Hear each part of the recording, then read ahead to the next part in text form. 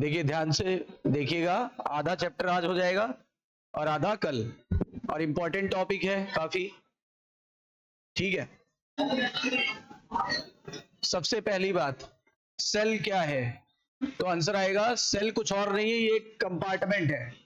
Cell का मतलब ही होता है कहीं पे कोई भी जगह होगी उसे बोलेंगे सेल, है ना। कहीं भी कोई भी स्थान होगा उसे बोलते हैं सेल। और जो सेल होता है वो क्यों बना? ताकि हमारे अंदर जो रिएक्शन चल रही है वो सिस्टमैटिक वे में चले। यानी कि रिएक्शन देखो बाहर भी चल रही है, रिएक्शन अंदर भी चल रही है। शरीर के बाहर जो रिएक्शन चल रही है उसको आप केमिस्ट्री में पढ़ते हो केमिकल रिएक्शन, और उसी केमिकल रिएक्शन को हम शरीर के अंदर एक विशेष नाम दे देते हैं। और सेल के अंदर जो विशेष रिएक्शन चल रही होती है इसको बोलते हैं मेटाबॉलिक रिएक्शन। ऐसी करीब 5000 रिएक्शंस हमारे शरीर में एट ए टाइम चल रही है, और हर रिएक्शन को सुचारू रूप से चलाने के लिए क्या एंजाइम्स की जरूरत पड़ती है। एंजाइम्स का काम होता है, जैसे हम पहले केमिस्ट्री की भाषा में बोले, रिएक्टेंट को प्रोडक्ट में बदल देना, या फिर अब बायोलॉजी की भाषा में बोले तो सबस्ट्रेट को प्रोडक्ट में बदल देना। केमिस्ट्री में बोलते हो रिएक्टेंट, बायोलॉजी में बोलते हैं सबस्ट्रेट। केमिस्ट्री में बोलते हैं प्रोडक्ट, बायोलॉजी में भी बोलते हैं प्रोडक्ट। पर केमिस्ट्री में अगर रिएक्शन को तेज कराना चाहते हैं तो कैटालिस्ट का प्रयोग करेंगे, बॉडी के अंदर रिएक्शन को तेज कराना चाहते हैं एंजाइम्स का प्रयोग करेंगे। यानी सेल कुछ और नहीं है, सेल एक आइसोलेटेड सिस्टम है जिससे हम बिल्कुल डिफरेंट हो गए, जिससे हम जीवित है। ये रिएक्शन जब तक चलेंगी तब तक हम, मेटाबॉलिक रिएक्शन जब तक चलेगी तब तक हम लिविंग कंडीशन में रहेंगे, और जब ये रिएक्शन बंद हो जाएगी तो हम लिविंग कंडीशन में नहीं रह पाएंगे, डेथ हो जाएगी हमारी। समझ में आई बात? तो सेल कुछ और नहीं है, सेल एक हमें आइसोलेट कर दिया गया और उसमें लाइफ आ गई। यानी कि लाइफ के लिए क्या जरूरी है? सेल का स्ट्रक्चर होना। लाइफ के लिए क्या जरूरी है? सेल का स्ट्रक्चर होना। जैसे फैन में सेल नहीं है तो क्या इसमें लाइफ मानी जाएगी? तो क्या इसे लिविंग माना जाएगा? नहीं। लिविंग वही होगा जिसमें सेलुलर स्ट्रक्चर हो, जिसके अंदर रिएक्शन चल रही हो, यानी मेटाबॉलिक रिएक्शन चल रही हो, सबस्ट्रेट प्रोडक्ट में बदल रहा हो, और इसकी वजह से कोई ना कोई काम हो रहा हो। ये एक सेल्फ सस्टेनिंग सिस्टम है, सेल्फ सस्टेनिंग सिस्टम। तो इन्होंने क्या बोला, जब अपने चारों तरफ देखते हैं तो हमें लिविंग भी दिखाई पड़ेंगे, नॉन लिविंग भी दिखाई पड़ेगा, मतलब हिंदी भाषा में सजीव और निर्जीव चीजें दिखाई पड़ेंगी। राइट? कह रहा है कि लेकिन हमें आश्चर्य ये होगा कि ये हमसे कैसे डिफरेंट है, या हम उनसे कैसे डिफरेंट है, ये लिविंग नॉन लिविंग से कैसे डिफरेंट है। तो आंसर आएगा लिविंग के पास ऐसे कुछ है जो नॉन लिविंग के पास नहीं है। क्या है आंसर? क्या है इसका आंसर? है presence of basic unit of life, that is cell. Cell, और सेल किसके पास होती है? दुनिया में जो भी जीवित है उसके पास सेल होगी ही होगी। मतलब all living organism have cell without any exception. अच्छा, वायरस के पास सेल नहीं थी इसलिए हम उसे लिविंग कंसीडर नहीं करते, हम उसे क्या नाम देते हैं? Non living. हम उसे लिविंग की बजाय क्या नाम देते हैं? हाँ, तो हम उसे नॉन लिविंग बुलाते हैं। क्लियर है कि नहीं है? लेकिन जब वायरस हमारे शरीर में चला जाता है तो ये अपनी जनसंख्या बढ़ाने लगता है, अपने नंबर्स को बढ़ाने लगता है, और किसको बढ़ाता है? ग्रोथ करने लगता है, और इसलिए इसको मानेंगे लिविंग। शरीर के अंदर क्या मानेंगे? शरीर के बाहर क्या मान रहे हैं? Non living. अगर सिंगल चॉइस हो तो क्या करेंगे?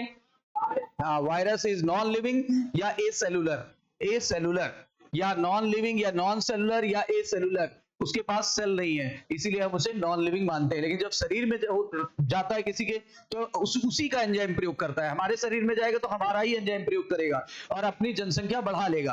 अब ग्रोथ होने लगेगी, उसमें रिप्रोडक्शन होने लगेगा, आप मेटाबॉलिज्म होने लगेगा। तो बताओ, ग्रोथ, रिप्रोडक्शन, मेटाबॉलिज्म किसकी प्रॉपर्टी है? लिविंग की प्रॉपर्टी है। इतनी बात समझ में आ गई? अब इन्होंने क्या बोला, सेल सिर्फ बेसिक यूनिट ही नहीं है, सेल फंडामेंटल यूनिट भी है। बेसिक यूनिट है कि फंडामेंटल? हाँ, बेसिक यूनिट भी है, फंडामेंटल यूनिट भी है, और सबसे स्मॉलेस्ट यूनिट ऑफ लाइफ भी है। लाइफ कुछ और नहीं है, मेटाबॉलिक रिएक्शन की को ही बोलते क्या? लाइफ। यानी जितनी भी रिएक्शन चल रही है उन्हीं को बोलते हैं मेटाबॉलिक रिएक्शन या लाइफ रिएक्शंस। जितने लिविंग ऑर्गेनिज्म है सबकी बॉडी में क्या है? सेल। चाहे वो यूनिसेलर हो चाहे मल्टी। वो बात अलग है कि यूनिसेलर के पास एक सेल होगी, जैसे अमीबा, पैरामीशियम, जैसे आपका बैक्टीरिया, इन सब के पास एक सेल है, लेकिन हमारे पास अनेक सेल है। कितने ऐसे किंगडम थे जिसमें एक सेल वालों को रखा गया है? 2 किंगडम थे, एक मोनेरा, एक प्रोटिस्टा। दुनिया के जितने यूनिसेलर प्रोकैरियोट्स है सब कहां रखे गए? दुनिया के जितने यूनिसेलर यूकैरियोट्स है कहां रखे गए? प्रोटिस्टा। कौन सा ऐसा किंगडम था जिसकी बाउंड्री डिफाइंड नहीं थी? प्रोटिस्टा। याद आया? अच्छा, फिर किंगडम फंजाई, फिर किंगडम एनिमलिया और किंगडम प्लांटी, यानी ये 5 किंगडम क्लासिफिकेशन आर.एच. विटेकर ने दिया था, ठीक है ना? तो क्या बोला गया, यूनिसेलुलर वाले में सिंगल सेल होगी, इनको हम यूनिसेलुलर ऑर्गेनिज्म बोलेंगे। इसमें 2 किंगडम आएंगे, एक मोनेरा, एक प्रोटिस्टा, इसका सोल मेंबर बैक्टीरिया। इसकी बाउंड्री डिफाइंड नहीं है, क्योंकि इसमें प्लांट वाले से भी निकाल के लाए हैं, एनिमल वाले से भी निकाल के लाए हैं, फंजाई वाले भी निकाल के लाए हैं, ठीक है ना? फिर कह रहा है बाकी जो ग्रुप है वो मल्टी सेलर होंगे, उनके पास बहुत सारी सेल होगी। मल्टी सेलर में 3 किंगडम आते हैं, 3 की 4, 3 कौन से आएंगे, fungi, Plantae, Animalia, fungi, Plantae और एनिमलिया। अब इनमें से भी देखो 5 किंगडम में से भी एक में प्रोकैरियोट्स को रखा गया है, बाकी सब में यूकैरियोट्स रखा गया है। कौन सा किंगडम है जिसमें प्रोकैरियोट्स को रखा गया है? कौन सा किंगडम है जिसमें यूकैरियोट्स को रखा गया है? मोनेरा को छोड़ के सारे, मोनेरा को छोड़ के सारे। अब सेल है क्या? इसने कहा कि जो यूनिसेलुलर होते हैं, यूनिसेलुलर, ध्यान से पढ़िएगा, यहां से क्वेश्चन बहुत अच्छा बनता है। यूनिसेलुलर में जो इंडिपेंडेंट, जितनी भी इंडिपेंडेंट एग्जिस्टेंस है वो शो करेगा। यूनिसेलुलर मतलब ये एक सेल है अमीबा की, ठीक है, एक बगल में और अमीबा बना लेते हैं, ये 2 अमीबा है, ये 2 अमीबा, ये कहेगा तुम मेरा रेस्पिरेशन कर दो, करेगा? ये कहेगा तुम मेरा डाइजेशन कर दो, करेगा? नहीं करेगा। अगर ऐसा हुआ तो ये सेल एग्जिस्ट ही नहीं कर पाएगी, यानी एक सेल पूरी तरह से इंडिपेंडेंट रहेगी। यूनिसेलुलर में एक सेल दूसरी सेल पर निर्भर नहीं करेगी, मतलब इंडिपेंडेंट एग्जिस्टेंस की डिपेंडेंट। और अगर इससे कुछ भी एक निकाल लिया जाए चीज, तो ये इंडिपेंडेंट नहीं रह जाएगी। जैसे मान लो इसका माइटोकॉन्ड्रिया मैंने निकाल दिया, अब बताओ इसका पावर हाउस मैंने निकाल दिया, पावर हाउस निकाल दिया तो क्या ये अपना पावर बना पाएगा? और बिना एनर्जी के कोई जिंदा नहीं रह सकता, बिना एनर्जी के कोई जिंदा नहीं रह सकता, बिना एटीपी के कोई जिंदा रह नहीं सकता, ठीक? हमने इसका लाइसोसोम निकाल लिया, क्या ये भोजन को पचा पाएगा? नहीं पचा पाएगा। हमने इसकी डीएनए निकाल लिया, अब क्या ये मल्टीप्लाई कर पाएगा? क्या ये अपनी डॉटर सेल बना पाएगा? नहीं। यानी क्या होगा, ये सेल इंडिपेंडेंट नहीं रह जाएगा। अभी इंडिपेंडेंट है पर अब वो इंडिपेंडेंट नहीं रह जाएगा। यानी anything less than a complete cell does not show independent existence. अभी लाइन आएगी, ये लिखा हुआ है, anything less than a complete cell, एक कंप्लीट सेल से कुछ भी माइनस कर दो, कुछ भी माइनस कर दो, does not ensure independent living, तो वो इंडिपेंडेंट लिविंग नहीं रह जाएगा, मतलब उसको किसी पर निर्भर रहना पड़ेगा। जैसे फॉर एग्जांपल सीव ट्यूब का न्यूक्लियस गायब हो जाता है, सीव ट्यूब का न्यूक्लियस गायब हो गया, अब बताओ बिना न्यूक्लियस के सेल कैसे एग्जिस्ट करेगी? उसका जेनेटिकल कंपोनेंट कैसे काम करेगा, है ना? सारा जेनेटिक्स कहां से कंट्रोल होती है? न्यूक्लियस से।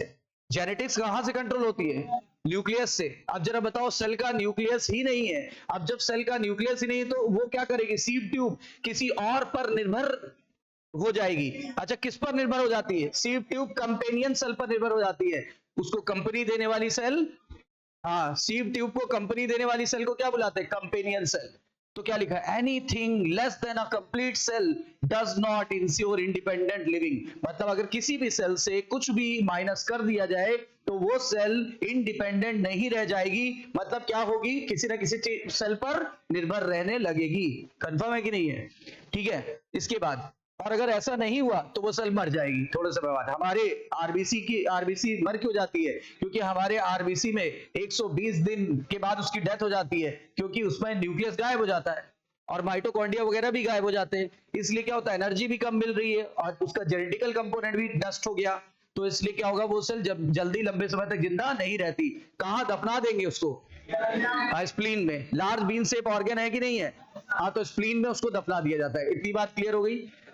दूसरी बात, जितने भी फंक्शन है उसी एक सेल को करने पड़ेंगे। मतलब मैं बोलूं, ये सेल अगर अमीबा है, खाना इसी को पचाना पड़ेगा ना, रेस्पिरेशन इसी को करना पड़ेगा ना, अच्छा डाइजेशन इसी को करना पड़ेगा ना, हर चीज इसी को, एक्सक्रीशन इसी को करना पड़ेगा ना, सारा चीज, मेटाबॉलिज्म इसी को करना पड़ेगा, सेल का स्ट्रक्चर इसी को बनाना पड़ेगा, सारी चीजें अकेले सेल को ही करनी पड़ेगी। दो बातें, पहला इंडिपेंडेंट एग्जिस्टेंस, दूसरा performing all the essential function of life, का मतलब डाइजेशन, रेस्पिरेशन, फलाना ढमाका, ये सारी।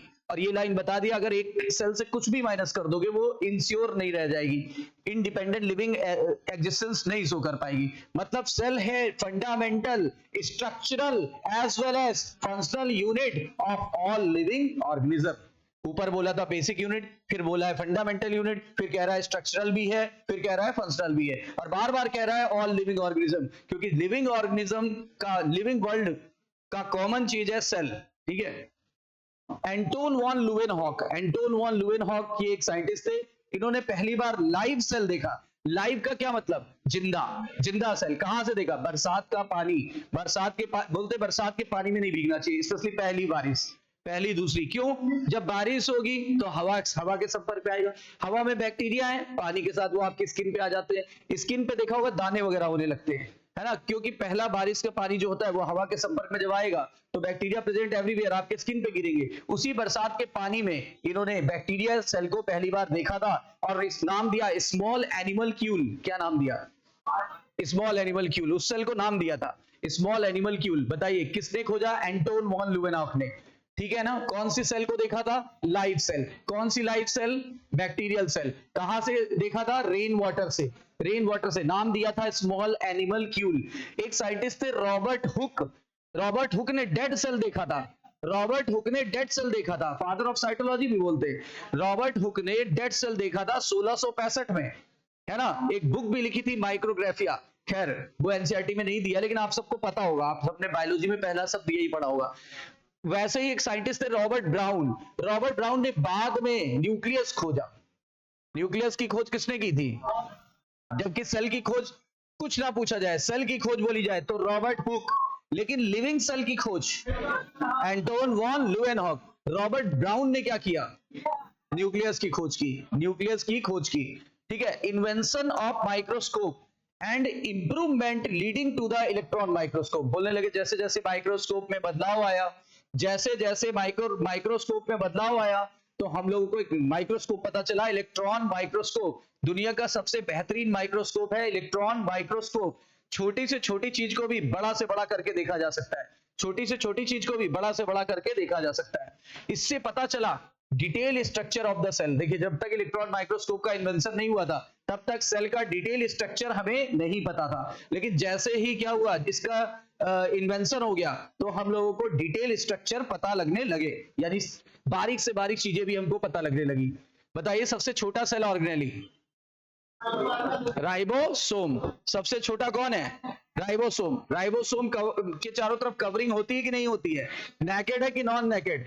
नेकेड है, और वो भी दो प्रकार के होते हैं, 70s और 80s। प्रोकैरियोट्स में और यूकैरियोट्स में दोनों दोनों दोनों दोनों। समझे? सेल की थ्योरी दी गई। देखो सेल को एक्सप्लेन करने के लिए सेल थ्योरी दी गई। सेल थ्योरी दो लोगों ने दी थी, स्लाइडेन और स्वान। देखो 1838 में स्लाइडेन, जो कि जर्मन बॉटनिस्ट थे, क्वेश्चन समझिएगा, 1838 में स्लाइडेन ने, जर्मन बॉटनिस्ट थे, तो इन्होंने क्या किया? इन्होंने प्लांट पे वर्क किया होगा कि एनिमल पे? इन्होंने एग्जामिनेशन किया प्लांट पर, और क्या बताया, क्या ऑब्जर्व किया? All plant are composed of different kind of cell. मतलब प्लांट में बहुत सारे प्रकार की सेल होती है, और वही क्या बना देती है? टिश्यू। कौन सा टिश्यू? प्लांट के दो तरह के टिश्यू होते हैं, सिंपल और कॉम्प्लेक्स। सिंपल वाले तीन प्रकार के होते हैं, पीसीएस, पैरेन्काइमा, कोलेनकाइमा, स्क्लेरेन्काइमा। जबकि कॉम्प्लेक्स वाले दो प्रकार के होते हैं, जाइलम और फ्लोएम। पानी और मिनरल का कंडक्शन कौन करता है? जबकि वो खाने का कंडक्शन कौन करता है? बिल्कुल सही। और दोनों को मिला के बोलते हैं क्या? Vascular bundle. कह रहा है at about the same time, मतलब लगभग उसी समय, लगभग उसी समय मतलब 1839 में एक साइंटिस्ट थे स्वान। याद करो ये स्वान वही है जिन्होंने नर्व सेल के चारों तरफ स्वान सेल खोजी थी, है ना। स्वान 1839 में, ये थे ब्रिटिश जूलॉजिस्ट। अच्छा अगर ये जूलॉजिस्ट थे तो एनिमल सेल पे काम किया कि प्लांट सेल पे? वो थे जर्मन बॉटनिस्ट। ये है क्या? British zoologist. वो जर्मन बॉटनिस्ट, ये ब्रिटिश जूलॉजिस्ट। उन्होंने प्लांट पर वर्क किया, इन्होंने एनिमल पे वर्क किया। उन्होंने बस इतना बताया कि प्लांट का जो सेल होता है वो डिफरेंट टाइप का होता है, और जब सेल जुड़ता है या मिलता है तो प्लांट टिश्यू बना लेता है। ये कोई नई बात तो है नहीं हमारे लिए। अब आई बात इनकी, ये कौन थे? ये थे ब्रिटिश जूलॉजिस्ट, जो डिफरेंट टाइप के एनिमल सेल को इन्होंने ऑब्जर्व किया। और क्या देखा कि सेल के चारों तरफ, यानी एनिमल सेल के चारों तरफ एक पतली सी आउटर लेयर होती है, जिसको आज हम लोग प्लाज्मा मेम्ब्रेन और सेल मेम्ब्रेन के नाम से बुलाते हैं। प्लाज्मा मेम्ब्रेन का दूसरा नाम सेल मेम्ब्रेन के नाम से बुलाते हैं आज की डेट पे, तब हमें इसका नाम नहीं पता था। He also concluded based on his studied on plant, इन्होंने प्लांट टिश्यू पर भी काम करके देखा। देखो साइंटिस्ट बड़े इंटेलिजेंट होते हैं, उन्होंने एनिमल सेल पे तो काम कर ही लिया, फिर प्लांट सेल पे भी काम किया कि लाओ देखिए क्या गलती रह गई, क्या अच्छाई मिल सकती है। तो उन्होंने जब प्लांट सेल पे काम किया तो उनको पता चला कि प्लांट सेल में एक आउटर कवरिंग होती है, वो आउटर कवरिंग जो होती है वो होती है सेल वॉल, ये प्रेजेंस ऑफ सेल वॉल। लिखो, लिखा है based on is studied on plant that the presence of cell wall is the unique character of plant which never be present in animal cell। ये इन्होंने देखा था, लिखा नहीं पर आपको पता है। देखो कहां है, यहां पे कोई भी सेल वॉल नहीं है, जबकि यहां है। मतलब इन्होंने एक क्लू निकाला कि प्लांट की अगर सेल है तो उसके चारों तरफ जरूर क्या पाया जाएगा, सेल वॉल, और ये इसका यूनिक कैरेक्टर है, और जो कि एनिमल सेल में कभी नहीं पाया जाता है। बताइए एनिमल सेल में कौन सी चीज नहीं होती, प्लांट में होती है कि नहीं होती है। बाद के सालों में ये पता चला कि ये सेलुलोज की बनी होती है, बाद के ईयर्स में ये पता चला कि ये सेलुलोज की बनी होती है। ठीक, अच्छा आगे, on the basis of this Swan ने क्या प्रपोज किया, स्वान ने एक परिकल्पना दी, हाइपोथेसिस प्रपोज की। हाइपोथेसिस का मतलब होता है सोचना, विचारना और आपको बता देना, सोच विचार करके सही तथ्यों को सामने लाना। तो इन्होंने एक परिकल्पना दी, हाइपोथेसिस दी कि चाहे एनिमल हो चाहे प्लांट हो, किसका बना होता है, cell and their product, cell and their product. Cell का प्रोडक्ट क्या है, जैसे कोई भी चीज हो सकती है, कोई म्यूकस हो सकता है, कोई म्यूसलेज हो सकता है, कोई और चीज होती है। तो ये सेल प्लस सेल के प्रोडक्ट्स की बनी होती है, ये इन्होंने कहा। किसने कहा, स्वान ने। अच्छा, स्लाइडेन और स्वान ने मिलके फार्मुलेट कर दिया। क्या फार्मुलेट किया, सेल थ्योरी। तो सेल थ्योरी को फार्मुलेट किसने किया था, लेकिन हाइपोथाइज किसने किया, हाइपोथाइज्ड बाय बट फार्मुलेटेड बाय। हाँ याद रखिएगा, छोटी छोटी लाइनें हैं जो पूछी जाती है। This theory however did not explain, ये फेल हो गई थी। क्यों, इनसे पूछा गया कि बताओ नई सेल कैसे बनती है, इनको नहीं पता था। नई सेल कैसे बनती है, उसकी उत्पत्ति बताइए, कहते हैं हमें नहीं पता था। जैसे इतने ग्रेट साइंटिस्ट, नाम था ग्रेगर जॉन मेंडल, उन्होंने इतना सब कुछ खोज दिया, आज भी पूरा वर्ल्ड उनको सल्यूट करता है, लेकिन उनको ये नहीं पता था कि फैक्टर क्या बला है। बाद में पता चला कि फैक्टर जो है वो जीन है ना, और डीएनए का बना है, लेकिन ये खोजने में ही सैकड़ों साल लग गए। तो देखिए क्या लिखा है, did not explain how new cells are formed, ये एक्सप्लेन नहीं करता है कि नई सेल कैसे बनती है। ठीक है, एक साइंटिस्ट थे रूडोल्फ विर्चियो ने 1855 में पहली बार एक्सप्लेन किया कि सेल डिवाइड करती हैं तब जाके नई सेल बनती है, यानी एक पेरेंट सेल से दो daughter cell by cell division द्वारा बनती है ना। और इन्होंने इसको कुछ इस अंदाज में कहा कि ओमनी सेलुला ई सेलुला, मतलब new cell arise from pre existing cell, नई सेल की उत्पत्ति पुरानी सेल के कोशिका विभाजन से होती है, नई सेल की उत्पत्ति पुरानी सेल के सेल डिवीजन से होती है। ठीक है ना, bye the process of mitosis. आज की डेट पे हम ये भी जानते हैं। इन्होंने मॉडिफाई किया क्या, इनकी हाइपोथेसिस को, इन्होंने स्लाइडेन और स्वान की जो हाइपोथेसिस थी वो मॉडिफाई कर दिया, और मॉडिफाई करके एक बात बताया, क्या, सेल थ्योरी को फाइनल शेप दे दिया। मॉडिफाई किसने किया सेल थ्योरी को, रूडोल्फ विर्च्यू। और उन्होंने फाइनल शेप दिया कि नहीं दिया, फाइनल शेप क्या कहता है, एक तो वही पुरानी बात कहती है, क्या कहती है, all living organism are composed of cell and its product, cell and its product. एक नई बात सामने आई, क्या, all cell arise from pre existing cell by the process of cell division, by the process of cell division. ये भी एक नई बात सामने आई, ये पुरानी बात थी, ये नई बात सामने आई। तो एक बात पुरानी थी, एक अपनी जोड़ दी, फाइनल सेल थ्योरी तैयार हो गई। तो फाइनल सेल थ्योरी किसने दी, सेल थ्योरी किसके लिए वैलिड नहीं है, वायरस, विरियोइड्स, प्रियॉन्स, क्यों नहीं वैलिड है, सेल थ्योरी क्यों वैलिड नहीं है, क्योंकि उसमें सेल है ही नहीं। तो सेलुलर स्ट्रक्चर के लिए सेल थ्योरी वैलिड होती है, ए सेलुलर के लिए नहीं होती है। और इसीलिए वायरस को, विरियोइड्स को, प्रियॉन्स को कोई क्लासिफिकेशन में जगह नहीं दी गई, कोई क्लासिफिकेशन में जगह नहीं दी गई। ओवरव्यू देख लेते हैं, ओवरव्यू देख लेते हैं।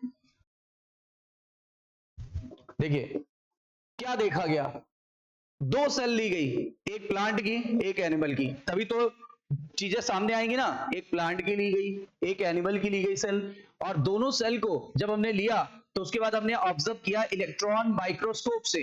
प्लांट की सबसे बेस्ट जो घर घर में अवेलेबल है, प्याज का छिलका, अनियन पील, प्याज का छिलका हर घर में अवेलेबल है, निकाल लिया जाता है, ठीक है। तो हमने प्लांट वाले के लिए क्या लिया, अनियन पील, और एनिमल के लिए ह्यूमन चिक्स, ठीक है ना, किसी का भी चिक्स ऐसा कर दो मिल जाएगा, है ना। तो ह्यूमन चिक्स, और क्या देखा, कहां से देखा, इलेक्ट्रॉन माइक्रोस्कोप, इलेक्ट्रॉन माइक्रोस्कोप से देखा। और जब हम लोगों ने ये देखा तो अनियन सेल है क्या, common plant cell, animal cell, वो अनियन सेल कैसी है, प्लांट सेल है कि एनिमल सेल। तो जो बात कही थी ऊपर, क्या कहा था, प्लांट सेल का कैरेक्टर है सेल वॉल, वो दिखना चाहिए, वो दिखा हमें, ये देखो डिस्टिंक्ट मतलब क्लियर, क्लियर सेल वॉल दिखाई पड़ी। कहां दिखाई पड़ी, आउटर बाउंड्री में, और अंदर की तरफ क्या दिखाई पड़ा, सेल मेम्ब्रेन। मतलब एक चीज सामने आई, प्लांट सेल में सबसे बाहर क्या होता है, सेल वॉल, उसके अंदर क्या होता है, सेल मेम्ब्रेन। इतनी बात समझ में आई बात। अब और अंदर चलते हैं, उसके बाद पहले हम लोग ह्यूमन चिक्स को भी कंपेयर कर रहे हैं। ह्यूमन चिक्स में बाहर की तरफ क्या होगी, डीलिमिटिंग का मतलब लिमिट बना रही है, लिमिट, एक डीलिमिटिंग स्ट्रक्चर होता है सेल के, ठीक है। बाहर की तरफ क्या होता है, डीलिमिटिंग स्ट्रक्चर, मेम्ब्रेन होता है वो। देखो क्या कह रहा है, सेल वॉल नहीं होती, हमारे एनिमल सेल के चारों तरफ कोई वॉल नहीं है, मेम्ब्रेन है, जिसे आज हम क्या ना बुलाते हैं, सेल मेम्ब्रेन। मतलब दुनिया की हर सेल में क्या कॉमन है, दुनिया की हर सेल में क्या कॉमन है, क्यों कॉमन है, हमारी सेल को आइसोलेट कर देती है, तभी तो बाहर का वातावरण और अंदर का वातावरण आइसोलेट हो पाएगा, वरना बाहर का वातावरण अंदर के वातावरण से आइसोलेट नहीं होगा तो सेल बनाने से फायदा क्या हुआ, फिर हम जीवित हैं और ये बाहर की तरफ वो नॉन लिविंग चीज है, सब कुछ मर्ज नहीं हो जाएगा। हमारी बॉडी आइसोलेट हो जानी चाहिए, किससे, इस सराउंडिंग से, वो आइसोलेट हो गई। अब क्या बोला गया, इनसाइड द ईच सेल, कह रहा है हर सेल के अंदर जाओगे तो आपको केंद्रक मिलेगा, न्यूक्लियस मिलेगा। कोई ऐसी सेल नहीं है जिसमें न्यूक्लियस ना हो, और वो डेंस स्ट्रक्चर होता है, डेंस, काफी डेंसिटी ज्यादा होती है उसकी। क्यों, क्योंकि उसके अंदर डीएनए है, आरएनए है, और भी चीजें हैं। क्या लिखा हुआ है, डेंस मेम्ब्रेन से घिरा हुआ स्ट्रक्चर, डेंस मेम्ब्रेन से घिरा हुआ स्ट्रक्चर क्या कहलाता है, न्यूक्लियस। बताइए, dense membranous structure is known as nucleus. अच्छा, न्यूक्लियस के अंदर क्या होगा हमेशा, क्रोमोसोम्स। न्यूक्लियस के अंदर हमेशा, चाहे प्रोकैरियोट हो चाहे यूकैरियोट, क्रोमोसोम तो होगा ही होगा।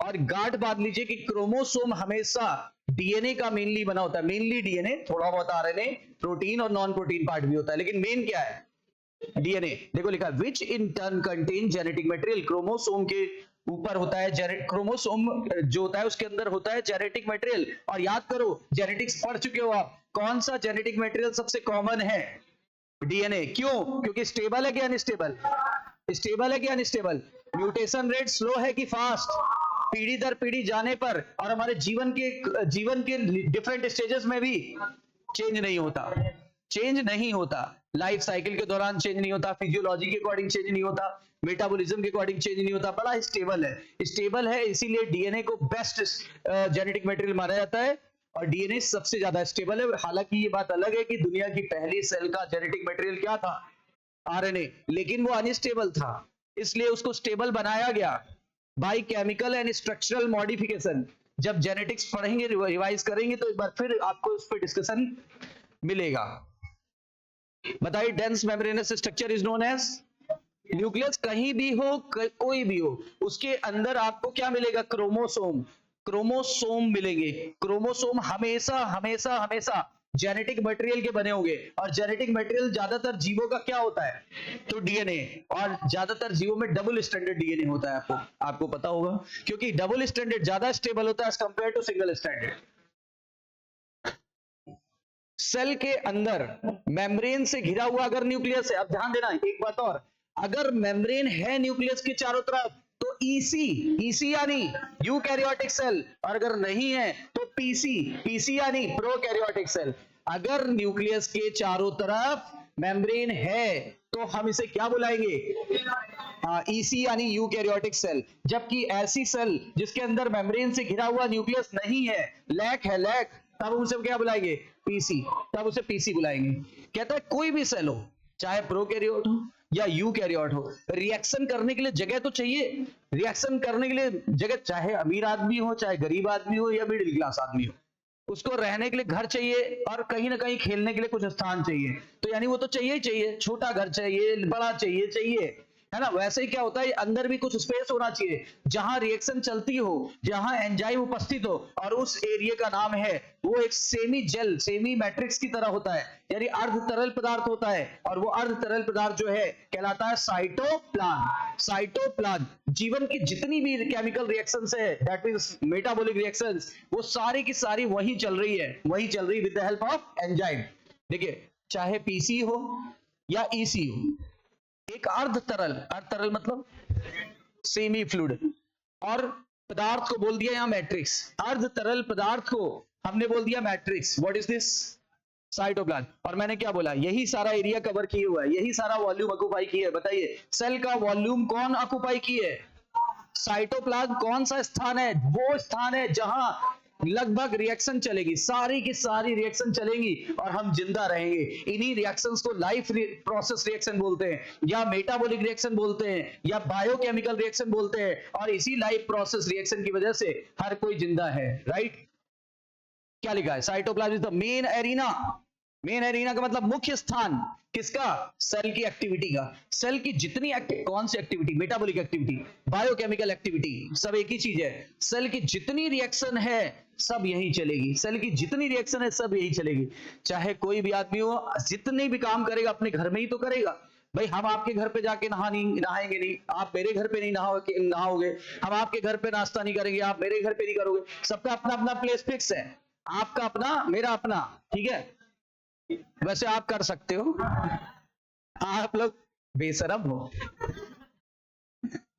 बुरा तो नहीं माने, अरे मजाक कर रहे हैं। सेलुलर एक्टिविटी, साइटोप्लाज्म जो है सेलुलर एक्टिविटी के लिए मेन जगह है। बताइए, ये क्वेश्चन कई बार आया, main arena of the cell, main arena of the cell कहां होता है? प्लांट में, एनिमल में, प्रोकैरियोट में? प्लांट नहीं सुनो, पूरी बात नहीं सुनते हो। प्लांट में, एनिमल में, प्रोकैरियोट में, यूकैरियोट में, कि ऑल ऑफ दीज? दुनिया की कोई भी ऐसी सेल नहीं है जिसमें एक ये 5-6 चीजें ना हो। पहला, प्लाज्मा मेम्ब्रेन, इसके बिना काम नहीं चलना। न्यूक्लियस, इसके बिना काम नहीं चलना। साइटोप्लाज्म, इसके बिना काम नहीं चलना। एंजाइम, इसके बिना काम नहीं चलना। मेटाबॉलिज्म, इसके बिना काम नहीं चलना। तो ये चीज तो होगी ही होगी, मिनिमम रिक्वायरमेंट है ये मिनिमम रिक्वायरमेंट है सेल के लिए। अच्छा, जितनी भी केमिकल रिएक्शन, कौन सी chemical reaction? Metabolic reaction. Metabolic reaction यही चल रही है, यहीं पे, ताकि सेल क्या रह सके? Living state. Metabolism and living state is synonyms. Metabolism and living state is पर्यायवाची, समझे? लिविंग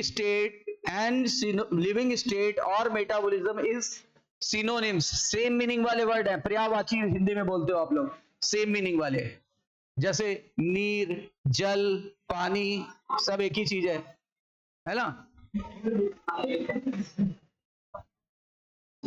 अब देखिए क्या कहता है, इसके अलावा क्या होता है? देखो ध्यान से पढ़ लीजिए, यहां से एक क्वेश्चन पक्का आता है, एक क्वेश्चन पक्का यहां से आता है, पक्का इंपॉर्टेंट है। इसलिए देखिए, ओवरव्यू बोला है एनसीईआरटी ने। न्यूक्लियस के अतिरिक्त यूकैरियोटिक सेल में, अब ध्यान से सुनने वाली बात है, न्यूक्लियस के अतिरिक्त यूकैरियोटिक सेल में मेम्ब्रेन से घिरे हुए ऑर्गेनेली, यानी कोशिकांग, ऑर्गेनेली बोलते कोशिका के अंग, कोशिका के अंदर के अंग। बताइए, यदि यूकैरियोटिक सेल है तो मेम्ब्रेन से घिरे हुए सेल ऑर्गेनेलीज प्रेजेंट होंगे, जैसे कोई नाम ER, गोल्गी बॉडी, ठीक है ना, और माइटोकॉन्ड्रिया, क्लोरोप्लास्ट इत्यादि, है ना। तो इसका मतलब क्या हुआ? अगर यूकैरियोटिक सेल है तो other membrane bounded clear structure दिखाई पड़ेंगे, उन्हें क्या बोलते हैं? Cell organelle. जैसे ER, जैसे गोल्गी बॉडी, जैसे लाइसोसोम, जैसे माइटोकॉन्ड्रिया, जैसे माइक्रोबॉडीज, जैसे वैक्यूल, ठीक है। और प्रोकैरियोटिक सेल में ये सब नहीं होता। बताइए, यदि न्यूक्लियस के चारों तरफ और सेल ऑर्गेनेली के चारों तरफ मेम्ब्रेन नहीं है तो PC, और अगर है तो EC। अंतर समझ में आया? यदि मेम्ब्रेन बाउंडेड सेल ऑर्गेनेलीज नहीं है तो कौन सी सेल हो सकती है? और अगर मेम्ब्रेन बाउंडेड सेल ऑर्गेनेली है तो कौन से सेल? ईसी, ईसी यानी यूकैरियोटिक, पीसी यानी प्रोकैरियोटिक, ठीक है ना। अब आई नॉन मेम्ब्रेनस की बात। देखो नॉन मेम्ब्रेनस के 2-3 नाम है, राइबोसोम, सेंट्रियोल। राइबोसोम, सेंट्रियोल ये मेन नाम है। तो आइए राइबोसोम पे डिस्कस करें।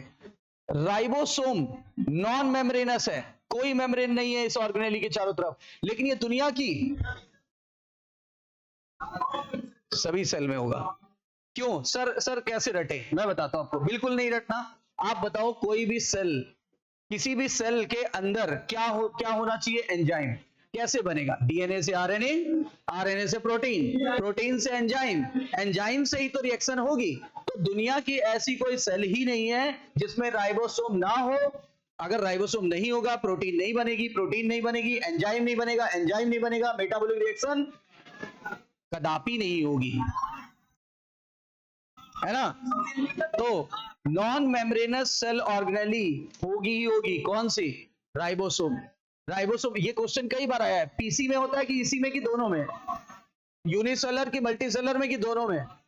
दुनिया की हर सेल में लिखा है, all the cell, all the cell.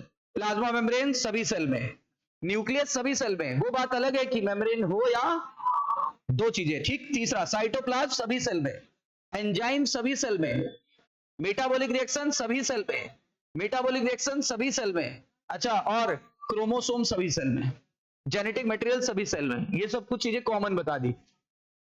देखो क्या लिखा है, सेल के अंदर राइबोसोम सिर्फ साइटोप्लाज्म में ही नहीं होता। अगर हमको लगता है कि सिर्फ साइटोप्लाज्म में ही होता है, गलत। दो सेल ऑर्गेनेली है, माइटोकॉन्ड्रिया और क्लोरोप्लास्ट, उनमें भी होता है। क्या लिखा है? They not only in cytoplasm. हमारी सेल के अंदर सिर्फ साइटोप्लाज्म में ही नहीं होता, बल्कि दो सेल ऑर्गेनेली है, chloroplast in plant and mitochondria and on RER, on RER यहां पे होता है, ठीक है ना। और आरईआर का मतलब रफ एंडोप्लाज्मिक रेटिकुलम, ठीक है। तो यहां पे भी होता है। बताइए दुनिया में हर सेल में common cell organelle ribosome membranous है कि नॉन मेम्ब्रेनस? मेम्ब्रेनस है कि नॉन मेम्ब्रेनस? नॉन मेम्ब्रेनस होता है। और लेकिन इसके बिना कोई सेल एग्जिस्ट नहीं कर सकती, क्योंकि अगर ये नहीं होगा तो क्या होगा? अगर ये नहीं होगा तो प्रोटीन कैसे बनेगा? और बिना प्रोटीन के एंजाइम कैसे होगा? और बिना एंजाइम के रिएक्शन कैसे चलेगी? तो it is impossible. Animal cell में एक और नॉन मेम्ब्रेनस ऑर्गेनेली होता है, एनिमल सेल में एक और नॉन मेम्ब्रेनस ऑर्गेनेली होता है, मतलब इसके अलावा, और उसका नाम है सेंट्रियोल। और सेंट्रियोल जिस बॉडी में होता है उसे, देखो बॉडी का नाम है सेंट्रोसोम और उस स्ट्रक्चर का नाम है सेंट्रियोल। बताओ सेंट्रियोल किस बॉडी में पाया जाता है? सेंट्रोसोम, सेंट्रोसोम, इसी के अंदर सेंट्रियोल होते हैं। याद रखिएगा, इसी चैप्टर में डिटेल में पढ़ेंगे। इसका काम है स्पिंडल फाइबर बनाना, और स्पिंडल फाइबर नहीं बनेगा तो सेल डिवीजन नहीं होगा। स्पिंडल फाइबर नहीं बनेगा तो सेल डिवीजन नहीं होगा, याद रखिएगा। इतनी बात क्लियर है? अब सेल काफी डिफर करती है। सारी सेल एक जैसी क्या? क्या त्वचा की सेल और नोज की सेल, ईयर की सेल, बाल की सेल, हर जगह की सेल एक जैसी है क्या? नहीं, सब सेल अलग अलग है। यानी सेल का साइज, सेल का शेप, सेल की एक्टिविटी, सेल का फंक्शन बदलता रहता है। हर सेल का size, shape, activity, function variable होता है कि फिक्स्ड होता है? वेरिएबल होता है कि फिक्स्ड होता है? वेरिएबल होता है, याद रखिएगा। फॉर एग्जाम्पल माइकोप्लाज्मा कैसी सेल है? Smallest living cell, smallest living जरूर बोलें, स्मॉलेस्ट लिविंग सेल है। इसकी लंबाई कितनी है? जबकि एक और है पीपीएलओ, प्लूरोनिमोनिया लाइक ऑर्गेनिज्म, उसकी कितनी है? उसकी 0.1 माइक्रोमीटर। तो क्या अंतर है दोनों में? देखो माइकोप्लाज्मा ग्रुप का नाम है, उसका एक एग्जांपल है पीपीएलओ, ठीक है ना। माइकोप्लाज्मा पूरा ग्रुप है। आपने माइकोप्लाज्मा सबने पढ़ा ही है। प्लांट को नुकसान पहुंचाता है कि एनिमल को? दोनों को नुकसान पहुंचाता है। तो माइकोप्लाज्मा जो होता है ना, दोनों को नुकसान पहुंचाता है। और माइकोप्लाज्मा ही एकमात्र ऐसा जीव है, मतलब बैक्टीरिया है, जिसके अंदर क्या नहीं होता? जिसके अंदर सेल वॉल नहीं होती। माइटोकॉन्ड्रिया एकमात्र ऐसा बैक्टीरिया है जिसके अंदर क्या नहीं होती, सेल वॉल। पीपीएलओ का साइज 0.1, माइकोप्लाज्मा का साइज, दोनों दिया हो तो सबसे स्मॉलेस्ट सेल बोलेंगे क्या, हाँ, लेकिन अगर मान लो ये दिया हुआ है तो यहां स्मॉलेस्ट लिखा हुआ है। बैक्टीरिया का साइज कितना होता है, टिपिकल बैक्टीरिया का साइज कितना होता है, टिपिकल बैक्टीरिया का साइज होता है 1 to 2। टिपिकल बैक्टीरिया पूछा है मैंने, सुन लीजिए, टिपिकल बैक्टीरिया का साइज होता है 1 से 2 माइक्रोमीटर, जबकि बैक्टीरिया कुड भी, बैक्टीरिया कितने बड़े तक हो सकते हैं, तो 3 से 5 माइक्रोमीटर। बताइए टिपिकल बैक्टीरिया का साइज, ये देखो, टिपिकल बैक्टीरिया पूछा जाए 1 से 2, लेकिन बैक्टीरिया कुड भी कितने बड़े तक हो सकते हैं, 3 से 5 माइक्रोमीटर। जितना डाटा बोल रहा हूं, they all are in micrometer, not in millimeter. Typical bacteria 1 से 2, पीपीएलओ, माइकोप्लाज्मा की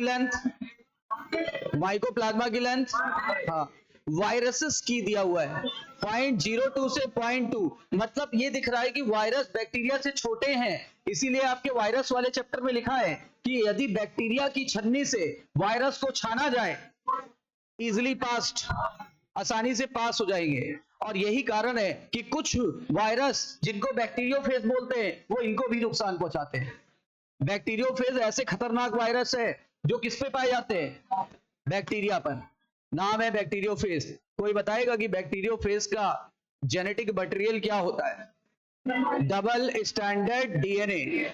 क्या सभी बैक्टीरियोफेज का, नहीं, ज्यादातर का होता है, क्या, ज्यादातर का होता है डबल स्टैंडर्ड डीएनए। अच्छा, टिपिकल यूकैरियोटिक सेल का क्या होता है, इससे 10 गुना ज्यादा। अब इसका 10 गुना करो, 10 से 20 माइक्रोमीटर, 10 से 20 माइक्रोमीटर, कितना, 10 से 20 माइक्रोमीटर होता है, याद रखिएगा, कितना बड़ा होता है, 10 से 10 गुना, तो ये हो जाएगा 0, ये 0, यानी 10 से 20 माइक्रोमीटर। एक बार जल्दी से बिना देखे बताओगे आप, टिपिकल बैक्टीरिया का साइज 1 से 2। अच्छा, बैक्टीरिया कुड बी 3 से 5, जैसे हमने बोला इंसानों का टिपिकल हाइट, बोलोगे सर 5 फुट से 6 फुट, लेकिन मैं बोलूं कितने बड़े तक इंसान हो सकते हैं, 7 फीट, गिनीज बुक रिकॉर्ड है, 7 फीट से भी ज्यादा लंबा इंसान पाया गया, ठीक है ना, तो ये एक रिकॉर्ड है। तो इसी तरीके से बैक्टीरिया का टिपिकल 1 से 2, बैक्टीरिया कुड भी 3 से 5, वायरस का साइज 0.02 से 0.2, यानी वायरस बैक्टीरिया से भी छोटे हैं, इसलिए बैक्टीरिया की छन्नी से वायरस छन जाएगा कि नहीं छन जाएगा, छन जाएगा। हालांकि वायरस नॉन सेलुलर है, तो सर यहां पे क्यों रख दिया इन्होंने, इसीलिए तो रखा है कि बच्चा सोचे कि वायरस हमने कहीं पढ़ा है, तो ये पढ़े कि वायरस जो होता है वो सेलुलर है ही नहीं, उसको याद आ जाएगा। और ये कहां लिखा है एनसीईआरटी में, पहले के चैप्टर में, सेकंड चैप्टर में लिखा हुआ है, बायोलॉजिकल क्लासिफिकेशन। तो और ये 8वां चैप्टर है ना। फिर आगे, टिपिकल यूकैरियोटिक सेल का साइज, माइकोप्लाज्मा का साइज, पीपीएलओ का साइज। अब सबके शेप पे क्वेश्चन आएगा, क्वेश्चन कैसे आएगा, शेप पे, ये देखो, शेप पे देख लीजिए, ये क्या है, आरबीसी। पहले तो इसका साइज बता दो, इसका साइज होता है 7 माइक्रोमीटर, इसका डायमीटर होता है 7 माइक्रोमीटर। बताइए आरबीसी का डायमीटर कितना है, 7 माइक्रोमीटर, ठीक है ना। अच्छा, डब्ल्यूबीसी का शेप कैसा होता है, पहले इसका शेप तो बता दो। ऐसे देखो, ऐसे, 1 मिनट, रटना नहीं है, अगर हम ऐसे देखें, गोल दिख रहा है तो मतलब राउंडेड, और अगर साइड से ऐसे देख रहे हो, ये इधर से भी चपटा है, इधर से भी, ऐसे दोनों तरफ से धसा हुआ है, बाई कॉनकेव, जैसे सिक्का होता है, सिक्का ऐसे तो गोल दिखाई पड़ रहा है, लेकिन जब ऐसे देखोगे बिल्कुल चपटा है। लेकिन अगर हम लोग ऐसे ही आरबीसी देखो, ऐसे तो गोल दिखाई पड़ रहा है, ऐसे कर दिया तो ऐसे धसा हुआ है, ऐसे भी धसा हुआ है, यानी कैसा है, बाई कॉन्वेक्स की बाई कॉनकेव, बाई कॉन्वेक्स की बाई कॉनकेव। डायमीटर कितना है, आरबीसी का लाइफ स्पैन कितना है, आरबीसी की कब्रगाह का नाम, आरबीसी रेड बोन मैरो में बनता है कि येलो बोन मैरो, आरबीसी बनाने वाला हार्मोन कल बताया था, एरिथ्रोपोइटिन, एरिथ्रोपोइटिन, और कॉर्टिसोल भी तो बनाता है, कॉर्टिसोल भी तो बनाता है, ठीक है ना, और थायरॉक्सिन भी तो बनाता है आरबीसी। बोलो हाँ या ना। लेकिन अगर डायरेक्टली अगर पूछा जाए तो आप क्या जवाब देंगे? एरिथ्रोपोइटिन। एरिथ्रोपोइटिन कहां से निकला था? कहां से निकला था? किडनी से, किडनी के जेजी सेल से। हाँ, एक रेनिन और एक ये डब्ल्यूबीसी का सेप। और अभी मूवमेंट एंड लोकोमोशन में पढ़ा था कि डब्ल्यूबीसी में, मैक्रोफेजेस सेल में और ल्यूकोसाइट्स यानी डब्ल्यूबीसी में, इन सब में क्या पाया जाता है? Amoeboid.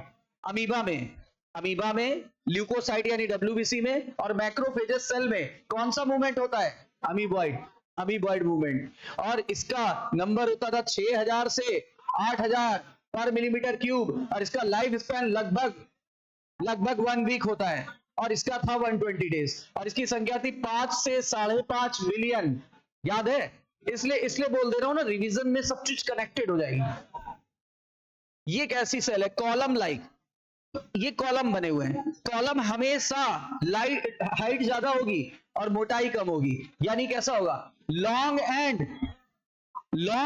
Narrow. Long and narrow, हमेशा लॉन्ग है और नैरो है, देख लो, है ना? तो लॉन्ग एंड नैरो, और ये होती कॉलुमनर सेल। ठीक है, कॉलुमनर सेल।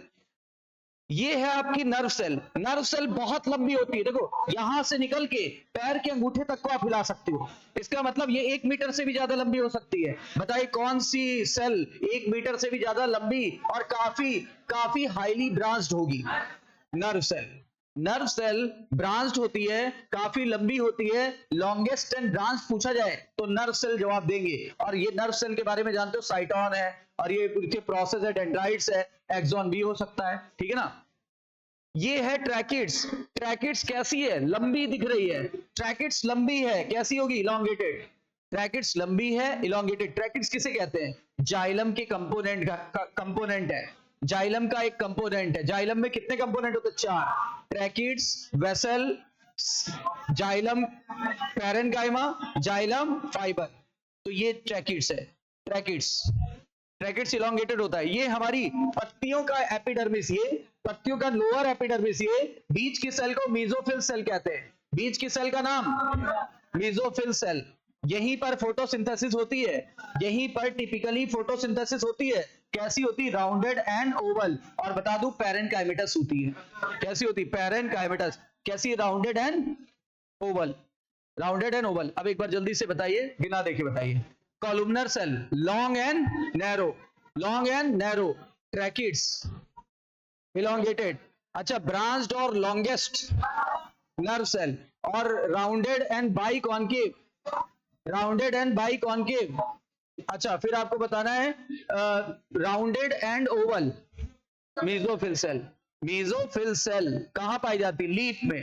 कहां? ऊपर के एपिडर्मिस और नीचे के एपिडर्मिस के बीच में। और नेचर में कैसी? Parenchyma, collenchyma, sclerenchyma. तो पैरेन्काइमा, फोटोसिंथेसिस का मेन साइट यही होता है। रूबिस्को नाम का एंजाइम C3 पौधे में इन्हीं में पाया जाता है। C3 पौधों में इन्हीं में पाया जाता है। इसकी वजह से एक समस्या भी आ गई थी, क्या? फोटो रेस्पिरेशन होने लगा था। तो हमने जगह बदल दी थी ना।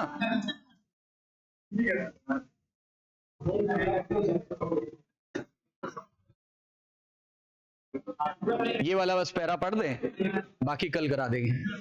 लार्जेस्ट आइसोलेटेड सिंगल सेल, आप देखो यहां से लार्जेस्ट आइसोलेटेड और सिंगल सेल बोल दिया।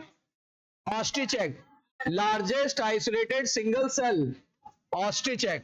ऑस्ट्रिच मल्टी सेलुलर ऑर्गेनिज्म में आरबीसी का जो डायमीटर है कितना? 7 micrometer. Nerve cell are longest and branched. Cell can very greatly in shape, मतलब सेल का आकार बहुत ज्यादा वेरी करता है। अच्छा, लेकिन किस पर निर्भर करेगा? Shape very with the function. बताओ, शेप किस पर डिपेंड करता है? फंक्शन पर। फंक्शन शेप पर डिपेंड करता है कि शेप फंक्शन पर डिपेंड करता है?